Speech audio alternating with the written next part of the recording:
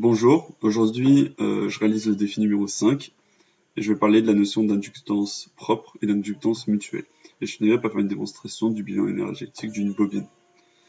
Donc voilà, donc je commence par définir la notion d'inductance propre. Ça, je vais faire un schéma d'une spire parcourue par un courant I, va générer un champ magnétique où le sens pourrait être déterminé avec la règle de la main droite. Et donc, dans cette spire, le flux magnétique, qu'on va noter phi propre, il va être proportionnel à l'intensité qu'il parcourt.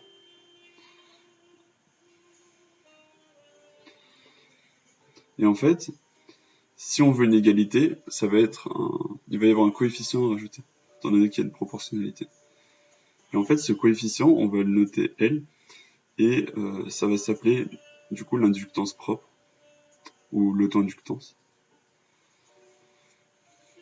Voilà. C'est comme ça qu'apparaît le concept d'inductance propre. Donc on peut faire un petit peu le lien avec l'électrocinétique. Si on prend une force électromagnétique, donc on sait que c'est égal à moins la dérivée du flux propre. Le flux propre, on vient de voir que c'est Li, donc on peut le substituer.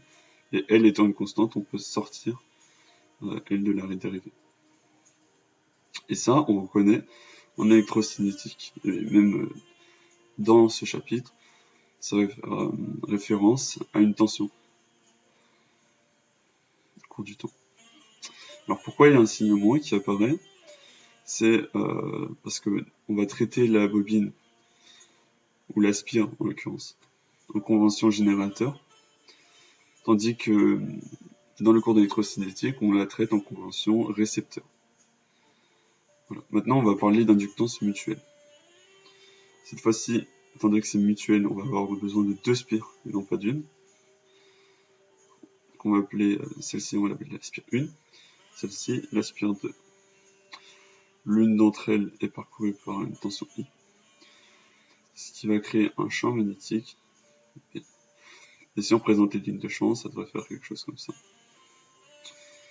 Et donc la variation, enfin plutôt le flux de champ magnétique que 1 va exercer sur 2, on va le noter flux de 1 sur 2. Et ce flux-là, il va être encore une fois proportionnel à l'intensité. Et le coefficient qui permet de lire les deux, cette fois, c'est M. Et M, on l'appellera l'inductance propre. Alors voilà pour les notions d'inductance propre et d'inductance mutuelle.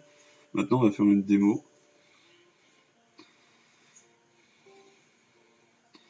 Donc on va reprendre le circuit qui a été donné ici. Donc on va essayer d'analyser un circuit où une bobine réelle est soumise à une tension U. Et dans ce circuit, la bobine va être caractérisée par une résistance parce qu'une résistance, ça va permettre d'avoir les pertes de la bobine, étant donné que sinon on n'aurait pas les pertes. Ça voudrait dire qu'on considère que la bobine n'a pas de différence de tension entre sa partie gauche et sa partie droite par exemple. Donc voilà, et on va commencer directement par une loi d'émail de ce circuit. Donc une loi d'émail qui va nous donner, si on parcourt ce circuit dans le sens horaire par exemple, on va plus le prendre dans le sens horaire, mais on va le prendre dans le sens horaire, ça va donner U moins RI plus E propre. E propre étant pris en conversion générateur dans ce chapitre. U moins RI plus E propre.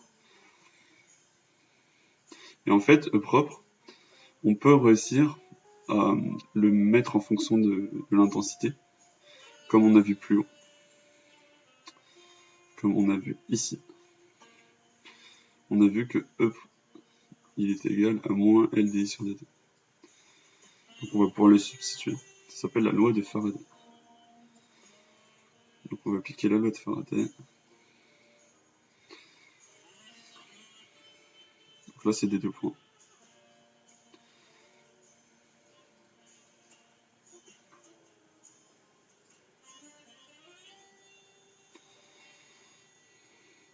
Voilà. Et en fait, étant donné qu'on cherche à faire un bilan énergétique, on a une méthode, c'est qu'on multiplie par l'intensité. Donc ça permet de faire apparaître la puissance étant donné qu'il y a des tensions. Donc là on va se retrouver avec U fois I. Donc on voit directement que ça fait référence à une puissance, moins R carré, qui fait référence aux dissipations par effet Joule, moins LI DI sur DT. Alors DI sur LDI sur, LIDI sur DT, c'est pas très parlant sous cette forme. Donc on va essayer de trouver une formulation équivalente pour essayer de mieux comprendre ce que c'est. Donc en fait, si on connaît bien ces formules de dérivées, on peut écrire cette expression.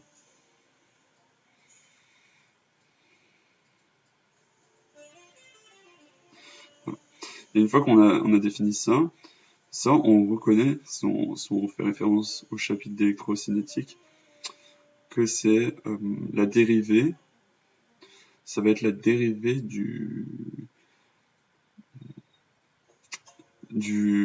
comment dire, la puissance magnétique, de l'énergie magnétique.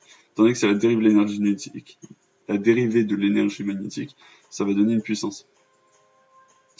Et on va la noter epsilon magnétique.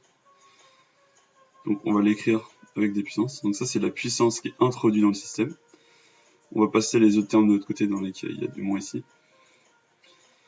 Donc RI carré c'est la puissance dissipée. Donc la puissance introduite. Puissance dissipée c'est égal à la puissance dissipée. Plus. Donc la dérivée de l'énergie magnétique. Qu'on pourrait très bien noter puissance magnétique.